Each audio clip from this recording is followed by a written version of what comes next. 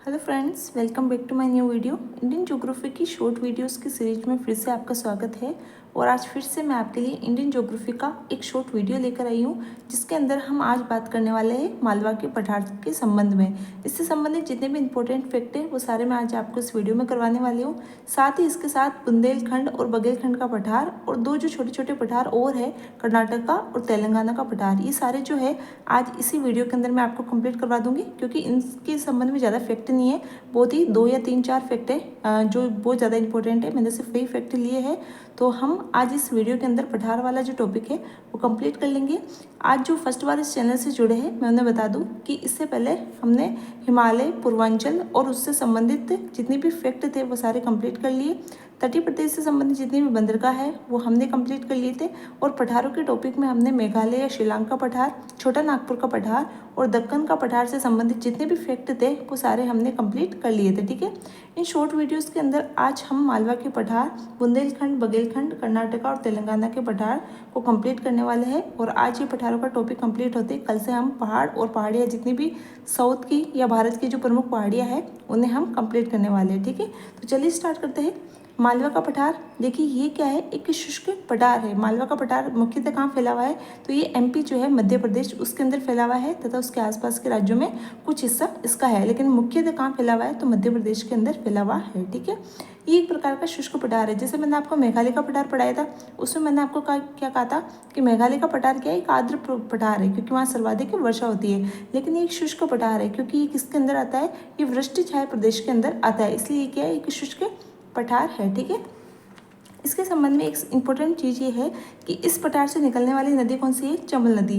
तो चंबल नदी और इसकी जितनी भी सहायक नदियाँ हैं या फिर जो इसकी शाखाएं हैं, यानी कि चंबल नदी जो बहती है तो उसकी अन्य शाखाएं या उसकी जो सहायक नदियाँ हैं वो जो मतलब नदियाँ जो है अपने बहाव क्षेत्र के कारण जो भूमि है उसके अंदर बहुत ही गहरे गहरे खड्डे कर देती है। ठीक है, और उसके द्वारा ये स्तंभ नुमा आकृतियाँ बन जाती है, इनके बड़े बड़े स्तंभ बन जाते हैं।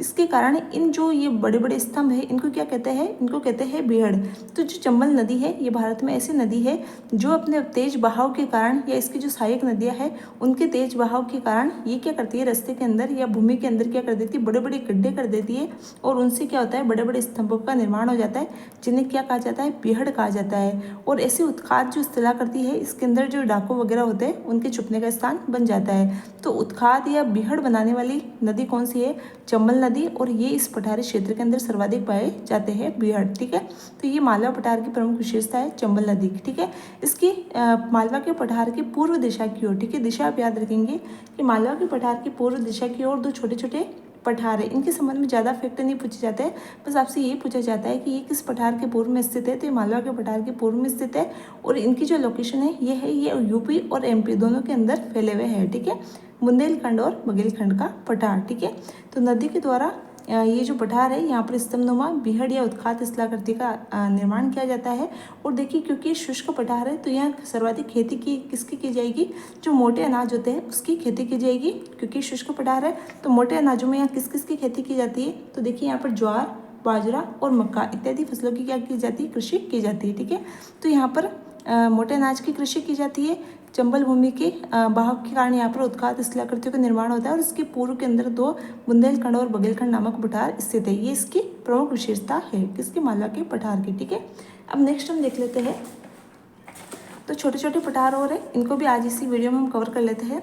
सबसे पहले हम देखेंगे कर्नाटका का पठार। ठीक है, ये कहाँ है, दक्कन के दक्षिण के अंदर स्थित है कर्नाटका का पठार और मुख्यतः किस राज्य में है, तो नाम से ही जाहिर है कि कर्नाटक राज्य के अंदर स्थित है। ठीक है, तो कर्नाटक राज्य में स्थित कर्नाटका का जो पठार है इसकी प्रमुख विशेषता है कि ये दो भागों के अंदर है, मतलब कि दो भागों का मतलब विभाजित नहीं है, दो भागों में इस प्रकार है कि जो इसका उत्तरतम हिस्सा है, यानी कि जो उत्तरी हिस्सा है, उत्तरी भाग है, वो पूर्ण रूप से क्या है, मैदानी प्रदेश है। ठीक है, और इसका जो दक्षिण भाग है ये पूर्ण रूप से क्या है, पहाड़ियों से युक्त है। थोड़ी सी आप मेरी इस पर ऐप पर मत जाइएगा, थोड़े से चित्र सही नहीं है। ठीक है, तो लेकिन फिर भी आप समझने की दृष्टि से देख सकते हैं कि इसका जो उत्तरी भाग है वो क्या है, पूर्ण रूप से मैदानी भाग है और दक्षिणी भाग पूर्ण रूप से पहाड़ी युक्त भाग है। ठीक है, ये जो उत्तरी भाग है, तो आपसे पूछा जा सकता है कि मलनाड का मैदान कहाँ स्थित है, तो कर्नाटका के पठार के अंदर या कर्नाटक के अंदर स्थित है मलनाड का मैदान। और ये कहाँ पर है, कर्नाटक के उत्तरी भाग में या उत्तरी मैदानी भाग में स्थित है, जिसे क्या कहा जाता है, मलनाड का मैदान। ठीक है,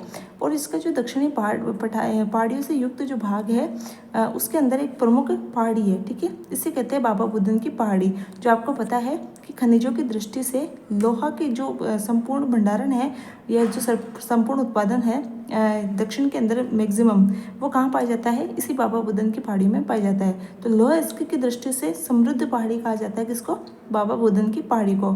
और ये किस डिस्ट्रिक्ट में स्थित है, तो ये चिकमंगलूर जो है वहाँ पर स्थित है।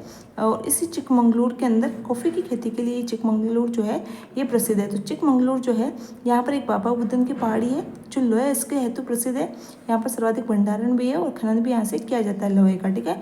और ये चिकमंगलूर जो डिस्ट्रिक्ट है यहाँ से खेती के लिए सर्वाधिक प्रसिद्ध है। कॉफ़ी की खेती जो है सर्वाधिक यहाँ पर की जाती है चिकमंगलूर के अंदर, ठीक है। इसके अलावा आप ये और याद रख सकते हैं कर्नाटका में एक और जगह है कुद्रेमुख, ठीक है। वो इस पहाड़ी क्षेत्र के अंदर नहीं आता है, लेकिन एक और जगह है कर्नाटक के अंदर कुद्रेमुख, वो भी लोह इस्क के लिए प्रसिद्ध है, ठीक है। इसके अलावा इस पठार की एक प्रमुख नदी है जिसका नाम है कावेरी नदी, ठीक है।